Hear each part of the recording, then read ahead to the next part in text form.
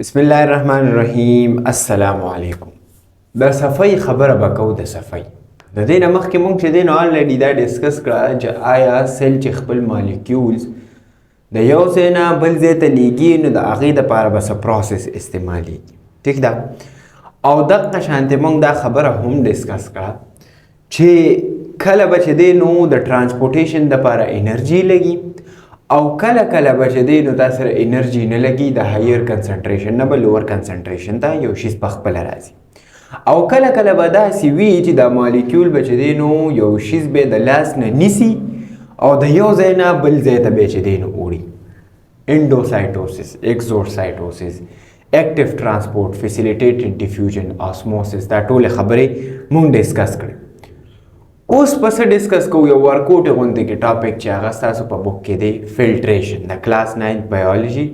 چپټر نمبر سیل اینڈ ټیشوز اینڈ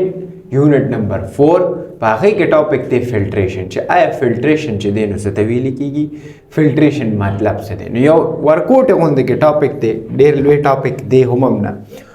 خو که مونږ وګورو نو د دې نوم نه چې دی نو څه ظاهرېږي فلټریشن. همیشه د پاره چې دی نو یاد ساتئ چې کله د فلټریشن ورډ راشي که نه نو تاسو به دا اورېدلي هلکه هلکه دا فلټر واله اوبه دي او که نه بغیر فلټر واله اوبه دي. د دې څه مطلب وي؟ د دې دا مطلب وي چې دا اوبه صفا اوبه دي او که نه صفا نه دي. آیا فلټر چې کوم لګېدلی دا کار کوي او که نه کوي؟ دقه شان دی د دې فلټریشن مطلب څه دی؟ صفایي کولې. صحیح ده. اوس دې ځای کې خبره دا ده چې آیا دا د څه شي چې دی نو صفایي ده او څه به چې دی نو ته دې کې کوې. نو که ډیفینیشن باید ته وګورې، بای ډیفینیشن که ته دې چې دی نو وګورې نو دا ما سره څه شیز دی؟ یو پروسس دی. څه شیز دی؟ یو پروسس دی چې په هغې کې به څه چل کېږي؟ پوش به کېږي. څه به پوش کېږي؟ سمال مالیکیولز به پوش کېږي. سمال مالیکیولز. ٹھیک ده. اوس دې ځای کې به خبره دا جوړېږي چې آیا دا سمال مالیکیولز به چې دی نو څه شي ښه. او یو خبر بل دلته کې یاد ساتئ چې پوش به کېږي او فورسډ به کېږي. پوش کېږي به او فورس کېږي به سمال مالیکیولز کوم ځای ته؟ اکراس سلیکټیو پرمیبل ممبرین. څه په خبره باندې ورسېدې او کو نه رسېدې. د دې مطلب دا دی چې ما سره یو پروسس دی چې په هغې کې به پوش کېږي، فورسډ کېږي به سمال مالیکیولز د چا د سایډ نه چېرته به سایډ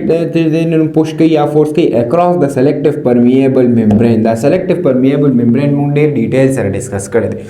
اوس دې ځای کې یو بله خبره پاتې شوه چې دا به تھرو هایډروسټیټک پریشر کېږي. تھرو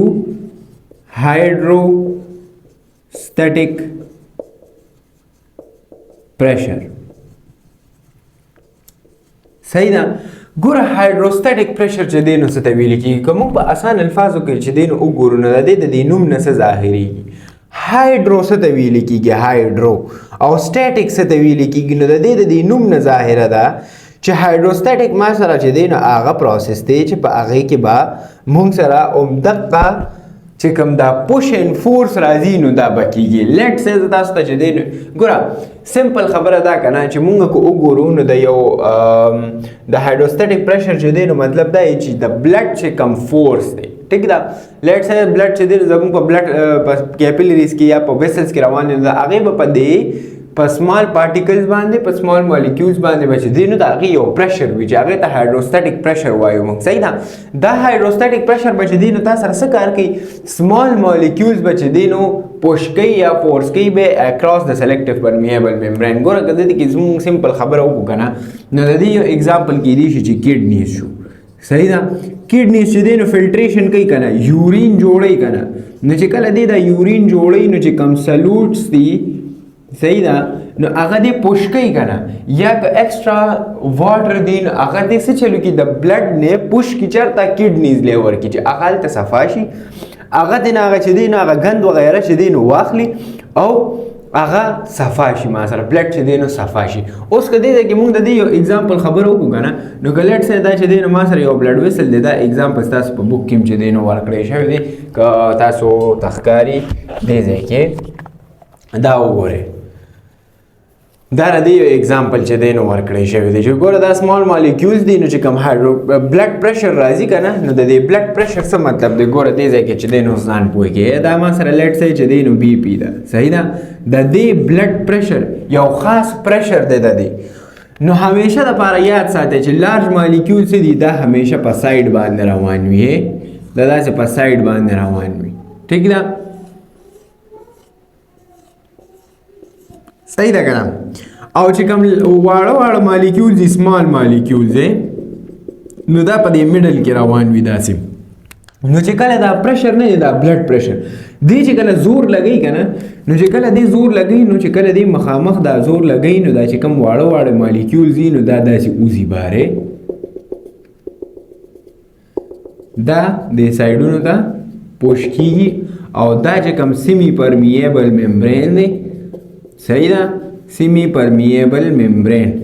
دته به دا پته لګي چې او آیا کم یو شیز چې دی نو د بلډ ویسل نه بهر کول دي او کم یو شیز چې دی نو بهر کولو نه دي نو د دې مطلب څه شو چې هغه ټایپ اف پریشر چې هغه په بلډ کې موجود دی هغه به ما سره سمال مالیکیول چې دی نو یو پروسس دی چې هغه به سمال مالیکیول پوش کوي یا فورس کوي به اکراس د سلیکټیو پرمیبیلیټي ممبرین